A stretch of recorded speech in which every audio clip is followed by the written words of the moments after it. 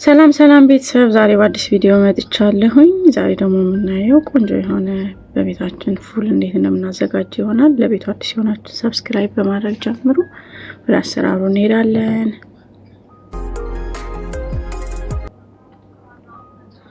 እሺ፣ አንድ ራስ የተከተፈ ሽንኩርት አለኝ።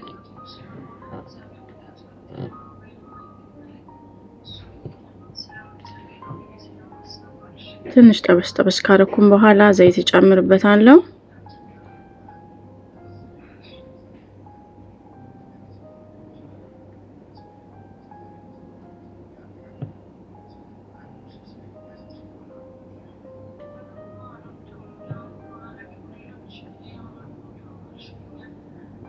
ከዘይቱ ጋር እንደዚህ ካቁላላሁት በኋላ ቲማቲም የተከተፈ አለኝ። አንድ ራስ ቲማቲም እጨምራለሁ።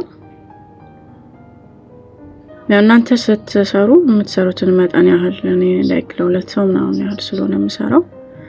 ነጭ ሽንኩርትና ዝንጅብል የተዘጋጀ ነበረኝ።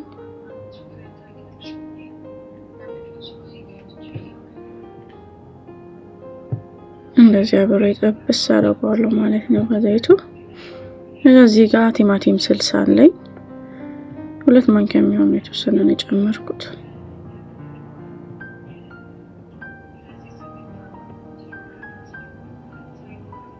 ይሄንን ማብሬ አቁላለዋለሁ ማለት ነው።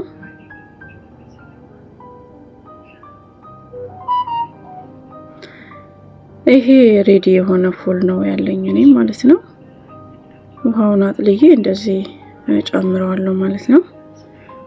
ቤት ውስጥ የተዘጋጀ ባቄላን ዘብዛችሁ አዘጋጆቹትንም መጠቀም ትችላላችሁ። እንደዚህ ትንሽ ከድኜ ካበሰልኩት በኋላ በምታዩት መልክ ዳምጠዋለሁ ማለት ዳጥ አረጋዋለሁ ማለት ነው። ባቄላው ፍጥጥ እንዳይል እንደዚህ በደንብ ዳጥ አደርገዋለሁ።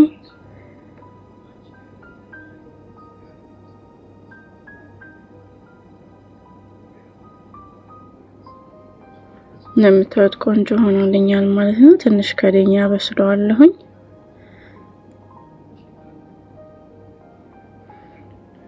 ትንሽ ነው ጨው የተጠቀምኩት፣ ምክንያቱም ጨው ስላለው ራሱ ሬዲ የሆነ ባቄላ እና መጥበሻ ቅጠል አርጌበታለሁኝ።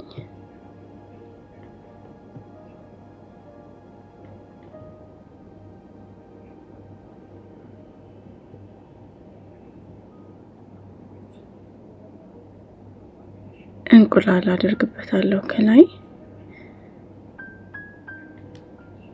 2 እንቁላል ላይ ተጠቀምኩት። እናንተ የምትሰሩትን መጠን ያህል መጠቀም ትችላላችሁ። ባይዘዌ በደንብ አብስዬ ነው እንትኑን ፉሉን መጀመሪያ በደንብ እየከደንኩ እየከፈትኩኝ በደንብ ጥብስ አድርጌ ነው የሰራሁት። ከዛ እንደዚህ እንቁላሉን አረግበትና የተወሰነ ደቂቃ ደግሞ ከድኜ እንቁላሉ እስኪበስል ድረስ ጠብቃለሁ ማለት ነው። እሳቱን ሳካ አድርጌ እንደምታዩት ደርሶልኛል። ከላይ ቃሪያን ጨምሬ አወጣዋለሁኝ ማለት ነው።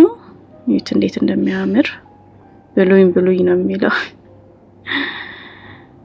እና ይሄው እዚህ ጋር ሳህን አዘጋጅቻለሁ። ሳህን ላይ አቅርቤ እንግዲህ ከዳቦ ጋር ከቂጣ ጋር በምትፈልጉት መመገብ ትችላላችሁ። ሁላችሁም በቤታችሁ ሞክሩት። በጣም ቆንጆና ጣፋጭ የሆነ የፉል አሰራር አይነት ነው።